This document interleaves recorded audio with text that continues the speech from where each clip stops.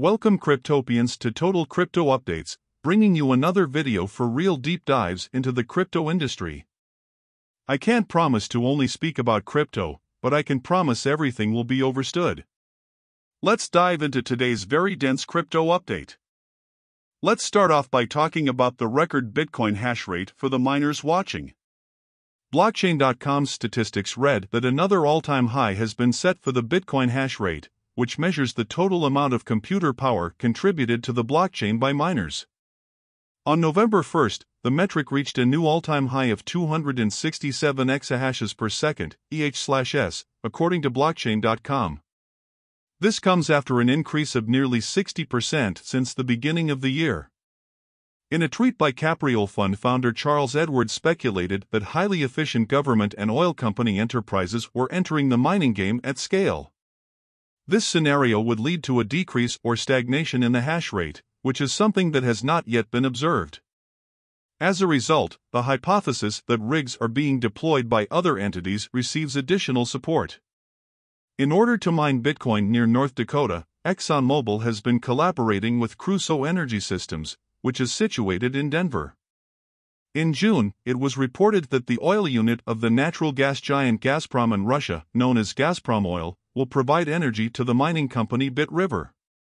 Bitcoin mining has seen a rise in the utilization of energy that would otherwise be lost due to gas flares, which are a byproduct of the oil industry and are otherwise squandered. Now on to Polygon's bullish moves with the partnerships they've recently obtained. In an article posted by Cointelegraph, basically stated JPMorgan Chase, the world's largest bank, has taken a significant step toward incorporating cryptocurrencies into conventional financial systems by carrying out its first live trade, worth around $71,000, on a public blockchain. This trade was carried out using Polygon. Also, Polygon has been selected as the initial partner for the new non-fungible token, NFT, tools that will be released by Meta, the parent company of Instagram. These capabilities will enable users to mint, promote, and trade their digital collectibles within and outside of the social media network. Alternatively, macro risks continue to endanger the continued recovery of the cryptocurrency market, which may be detrimental to Polygon despite the company's developing relationships with well-known brands. In spite of this, a significant pullback can occur. Next we have Meta's world-famous Instagram platform ramping up on the NFT integration. Which sounds good, but let's see what the article from the Bitcoinist posted. The company began offering digital collectibles on Instagram to people located in the United States in the month of May 2022. The new capabilities make it possible for producers to engage with their followers, make money off of their content, and exercise greater control over it. In a manner similar to minting their own NFTs, producers are able to trade their creations on the digital marketplace of the social network. Users are able to connect their wallets and addresses from third-party providers such as Coinbase, Dapper, and MetaMask to their Polygon and Ethereum accounts. The corporation made the announcement that it would test the newly added features before making them available to consumers in the United States and users in other countries. The following is what Sandeep Nailwal, one of the co-founders of Polygon, had to say about the new feature. This move represents a remarkable milestone in the evolution of Instagram's existing NFT functionality and a natural next step to bring Web3 to the mainstream. The value added to the creator economy is unmatchable, and championing verifiable digital ownership on a platform with such reach will help us further our goal of onboarding the next billion users to Web3. The business will release a toolkit for Polygon to enable the feature, which will make it possible for creators to mint their digital assets directly with Instagram. The social networking site will also support Solana and Phantom wallets, which will let it to expand its already robust feature set to include additional blockchains. The following was added by the team that works behind Polygon as part of the integration with the social networking platform. Instagram plans to integrate a full end-to-end toolkit that can be used for the whole process, from creation, starting on the Polygon blockchain, to showcasing and selling NFTs both on and off the popular social media site. Meta stated. Soon you'll be able to make and sell #NFTs on Instagram, starting with at 0x Polygon. You can also now connect to its Solana and Phantom wallet, and see information about its OpenSea collection. On the other hand, according to reports published by a number of different news publications, investors' reactions to Meta's plans to dedicate funds to Web3 and the metaverse have been described as disgusted and frustrated. Over the course of the last few weeks, there has been a more than 20% decline in the price of Meta. In spite of these responses, the corporation appears to be resolute about continuing along the path it is currently on. Moving on to Square Enix, maker of Final Fantasy game, transitioning to Web3 gaming and more. An article posted on Decrypt is said that Symbiogenesis is a digital collectible art experience that is anchored by NFT artwork. This artwork serves a purpose within the game and may also be used as a profile image on various social media platforms, PFP. Instead of being an expansion or spin-off of an existing intellectual property, this will be Square Enix's very first original franchise, and it is anticipated that it will debut on Ethereum in the spring of 2023. The platform known as Symbiogenesis has been characterized as being web-based, narrative-driven, and interactive in nature. According to an official description, players will be in control of their own NFT-based character as they untangle a mystery by completing tasks that center around questions of the monopolization and distribution of resources. In March of 2020, the company led a round of funding totaling $2 million for the metaverse game known as The Sandbox. In 2021, Square Enix made its debut in the Web3 industry with the launch of NFT digital stickers for the anime and video game franchise Million Arthur via the Line blockchain platform. This endeavor was carried out in collaboration with Web3 studio Double Jump. The launch was limited to the Japanese market. Tokyo. 4. In the beginning of this year, Square Enix parted ways with a number of titles and companies, including Tomb Raider, for a total of $300 million. This was done in part to support additional Web3 endeavors. This year, Square Enix also revealed that it intends to bring its Dungeon Siege franchise into the sandbox and launch NFTs attached to collectible Final Fantasy miniatures minted on Engine's Polkadot-based platform. Both of these announcements were made in this year. Conventional video game publishers and developers, such as Ubisoft and Team 17, are also making their way into the Web3 sector. Moving on to the heavily scrutinized trading platform Coinbase. In an article posted by BN Crypto stated customers of Coinbase who possess USDC coins will receive a 1.5% APY, annual percentage yield, on such coins. However, traditional banks give higher returns than Coinbase does, and there are no concerns about governmental oversight. Customers of Coinbase who possess USDC coins will receive a 1.5% APY, annual percentage yield, on such coins. However, traditional banks give higher returns than Coinbase does, and there are no concerns about governmental oversight. Customers with Coinbase USDC holdings from the United States, the United Kingdom, and the European Union are eligible to get this benefit on their holdings. They anticipate rolling out the USDC incentive program to the remaining regions of the world within the next few weeks.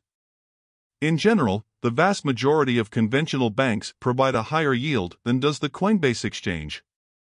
Research conducted by Investopedia found that Basque Bank has the highest yield, coming in at 3.6%. Texas Capital Bank owns and operates Basque Bank as a subsidiary. According to the findings of the study, there are 16 financial institutions that provide yields that are twice as high as those offered by Coinbase USDC. There are no regulatory worries and no danger of depegging that arise when a customer puts their money in a traditional bank, as was the case with UST. The cryptocurrency trading platform Blockchain.com is currently offering rewards of 6.5% on USDC. The annual percentage yield on Binance dollars, BUSD, is currently set at 8%.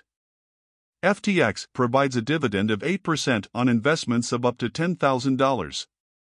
The annual percentage yield, or APY, is the rate of return calculated on an investment. In contrast to the APR, which only takes into account simple interest, the APY takes into account both simple and compound interest. The amount of interest earned on both the interest and the principal investment is referred to as compound interest. On to Goldman Sachs creating a new taxonomy system for digital assets.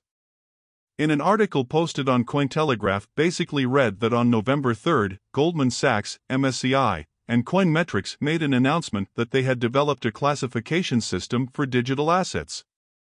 The goal of this system is to promote the transparency of market movements and assist market participants in analyzing the ecosystem of digital assets.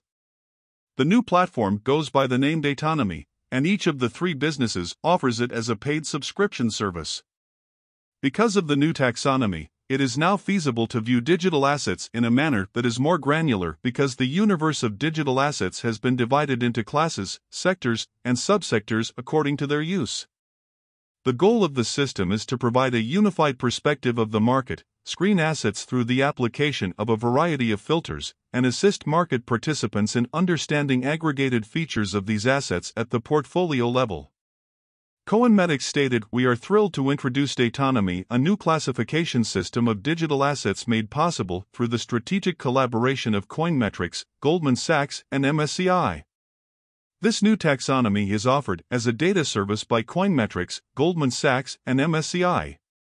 In the announcement, Coinmetrics CEO Tim Rice said the following: "This collaboration represents a significant leap forward for the industry as a whole, establishing a coherent and future-proof structure to monitor and analyze the digital assets ecosystem."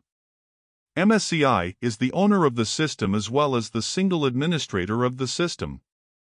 MSCI is a provider of important decision support tools for investors. MSCI has stated, in a separate release, that it has launched a number of new indexes in conjunction with Manai Financial Group and Compass Financial Technologies. These indexes were created using Taxonomy. The new MSCI indexes will measure the top 20 and top 30 digital assets based on their market capitalization, as well as assets that do not rely on proof-of-work consensus and assets connected with technological platforms supporting smart contracts characteristics. With that being said, Binance, the leading crypto exchange, is looking into traditional banking. In an article posted on Daily Hodl states, the chief executive officer of Binance, Changpeng Zhao, has stated that the company intends to bridge the gap between traditional finance and digital assets. His remarks were presented at a crypto symposium in Portugal, where Zhao said, "There are people who hold certain types of local licenses, traditional banking, payment service providers, even banks. We're looking at those things. We want to be the bridge between crypto and the traditional financial world." Zhao also said, "What we have found is when banks work with us, we drive so many users to them, so the bank's valuation goes up exponentially. Like, why don't we just invest in them as well, so that we capture some of the equity upside?" Binance disclosed that it had reserved approximately $1 billion for future acquisitions. During that time period, Zhao stated that Binance's primary focus was on acquiring crypto lending companies that were experiencing financial difficulties as a direct result of the bear market that began in May. On to the final update for today. Ripple Labs has plenty of supporters and tweets from highly respected men who are chiming in exactly when Ripple needed it. The number of people who support Ripple Labs in its litigation against the SEC continues to grow. Over 75,000 individuals and 12 organizations have signed an amicus curiae brief in support of Ripple, pledging their commitment to the cryptocurrency's success. The General Counsel of Ripple, Stuart Alderety, and the CEO of the company, Brad Garlinghouse, each posted their own narratives on Twitter.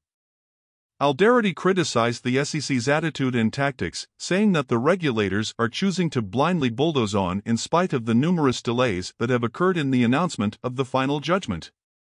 Alderety's tweet read, "A dozen independent voices, companies, developers, exchanges, public interest and trade associations, retail holders, all filing an SEC v. Ripple to explain how dangerously wrong the SEC is."